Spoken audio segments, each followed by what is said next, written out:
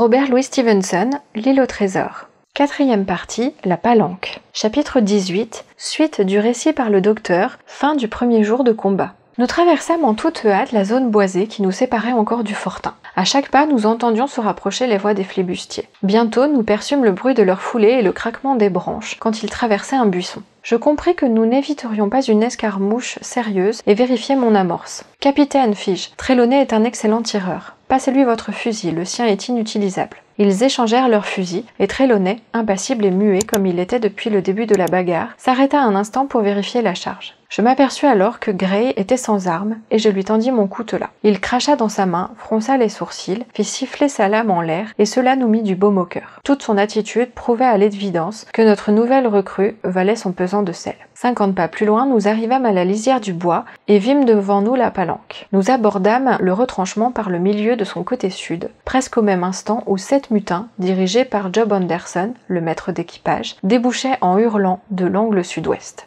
Ils s'arrêtèrent tout déconcertés, et avant qu'ils se fussent ressaisis, non seulement le chevalier et moi, mais Hunter et Joyce, du blocos, eûmes le temps de tirer. Les 4 coups partirent en une salve peu réglementaire, mais ils furent efficaces. Un de nos ennemis tomba, et les autres, sans hésitation, firent demi-tour et s'enfoncèrent dans le fourré. Après avoir rechargé, nous allâmes, en longeant l'extérieur de la palissade, jusqu'à l'ennemi abattu. Il était raide mort, une balle en plein cœur. Nous nous félicitions de notre heureux succès lorsqu'un coup de pistolet partit du bois. Une balle siffla, m'effleurant l'oreille, et le pauvre Tom Redruth vacilla, puis tomba de son long sur le sol. Le chevalier et moi ripostâmes au coup, mais comme nous tirions au hasard, ce fut probablement de la poudre perdue. Après quoi, et nos fusils rechargés, nous portâmes notre attention sur le blessé. Le capitaine et Gray l'examinaient déjà, et je vis d'un coup d'œil que le malheureux était perdu. Je crois que par sa prompte réplique, notre salve avait dispersé à nouveau les mutins, car ils nous laissèrent sans autre hostilité emporter le vieux garde-chasse. L'ayant hissé par-dessus la palanque, nous le déposâmes, sanglant et gémissant, dans la maison de Rondin.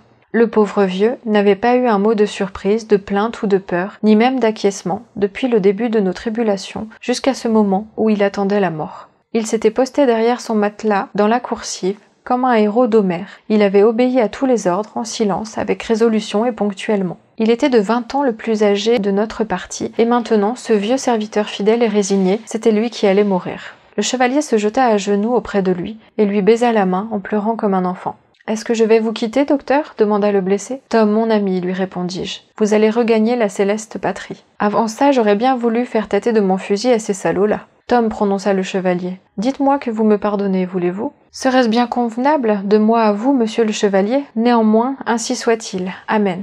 Après un petit intervalle de silence, il exprima le souhait d'entendre lire une prière. C'est la coutume, monsieur, ajouta-t-il, en manière d'excuse. Et peu après, sans un mot de plus, il expira. Cependant, le capitaine, dont j'avais remarqué la poitrine et les poches étonnamment bourrées, en avait sorti une foule d'objets hétéroclites. Un pavillon britannique, une Bible, un rouleau de corde assez forte, de quoi écrire, le livre de bord et du tabac en quantité. Il avait trouvé dans l'enclos un pain de bonne taille, abattu et dépouillé, et, avec l'aide de Hunter, il l'avait érigé au coin de la maison, dans l'angle formé par l'entrecroisement des madriers. Puis, grimpant sur le toit, il avait de sa propre main déployé et hissé le pavillon. Cela parut le réconforter beaucoup. Il rentra dans la maison et parut s'absorber tout entier dans l'inventaire des provisions. Mais il n'en jeta pas moins un coup d'œil sur le trépas de Redruth. Et, dès que tout fut fini, il s'approcha, muni d'un autre pavillon qu'il étendit pieusement sur le cadavre. « Ne vous affectez pas, monsieur, dit-il au chevalier, en lui serrant la main. Tout va bien pour lui, il n'y a rien à craindre pour un matelot tué en faisant son devoir envers son capitaine et son armateur. Ce n'est peut-être pas correct comme théologie, mais c'est la réalité. » Puis il me tira à part. « Docteur Livesey, dans combien de semaines attendez-vous la conserve, le chevalier et vous ?»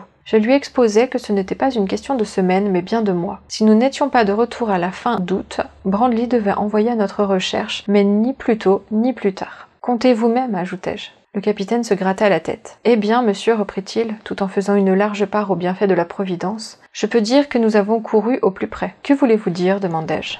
Que c'est malheur, monsieur, d'avoir perdu cette seconde cargaison. Voilà ce que je veux dire. Quant aux munitions, cela peut aller. Mais les vivres sont insuffisants, fort insuffisants. Si insuffisants, docteur Livesey, que peut-être sommes-nous aussi bien sans cette bouche en plus. » Et il désigna le corps étendu sous le pavillon. À la même minute, avec un ronflement strident, un boulet passa dans les hauteurs, par-dessus le toit de la maison, et alla tomber bien au-delà dans le bois. « Oh, oh !» dit le capitaine, « feu roulant. Vous n'avez déjà pas trop de poudre, les gars. » Le second coup fut mieux pointé et le boulet s'abattit à l'intérieur de l'enclos en soulevant un nuage de sable, mais sans causer d'autres dégâts. « Capitaine, dit le chevalier, le fortin est complètement invisible du navire. Ce doit être sur le pavillon qu'il vise. Ne serait-il pas plus sage de le rentrer ?»« Amener mon pavillon » s'écria le capitaine. « Non, monsieur, jamais !» Et à peine eut-il dit ces mots que nous l'approuvâmes tous. Car ce n'était pas là simplement la saillie vigoureuse d'un vrai marin. C'était en outre une mesure de bonne politique, et qui prouvait à nos ennemis que nous méprisions leur canonnade. Pendant toute la soirée, ils continuèrent à nous bombarder. L'un après l'autre, les boulets nous passaient au-dessus de la tête, ou tombaient court, ou faisaient voler le sable de l'enclos. Mais le tir était si plongeant que le projectile arrivait sans force et s'enterrait dans le sable mou.